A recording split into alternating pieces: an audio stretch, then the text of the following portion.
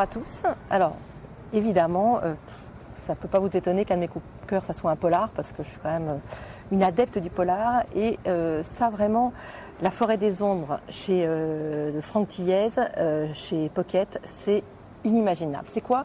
C'est l'histoire d'un jeune homme qui est embaummeur, en l'occurrence de son état, et qui a fait un premier roman qui était bien, voilà, et qui a une femme, une fille, une histoire tranquille.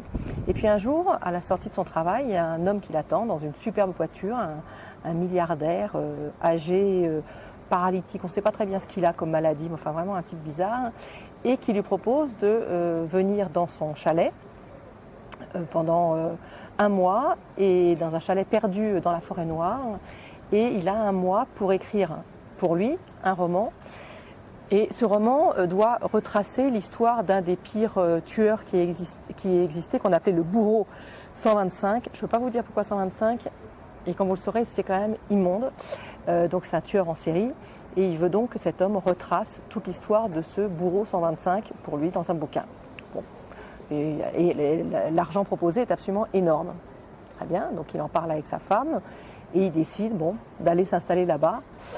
Et c'est là que l'horreur va commencer, parce qu'après les paysages superbes, il va traverser toute la forêt noire.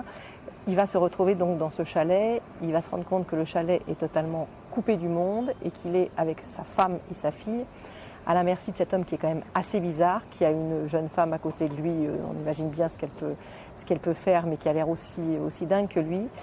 Et là, toute l'horreur va commencer. C'est-à-dire que chaque jour va apporter son lot de trucs plus ignobles les uns que les autres. C'est même pas qu'on a peur dans ce livre, c'est qu'en gros, il faut le lire couché sous sa couette tellement on a peur. Tout va monter crescendo, et tout au fur et à mesure, ça va être l'horreur absolument absolue.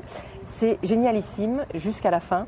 Et on ne peut pas le lâcher parce qu'on espère qu'il va être en vie à la fin. Évidemment, je ne peux pas vous dire s'il est en vie à la fin, sinon ça serait trop facile. En plus, on a à chaque page les récits de ce bourreau 125 et de ce qu'il a fait, puisqu'il travaille sur des archives. Donc voilà, c'est juste ignoble, c'est absolument remarquable. Franck Thiès, La forêt des ombres chez Pocket, et en plus ça vous donne du coup envie de lire tout Franck Thiès, qui est quand même un auteur superbe de romans policiers français.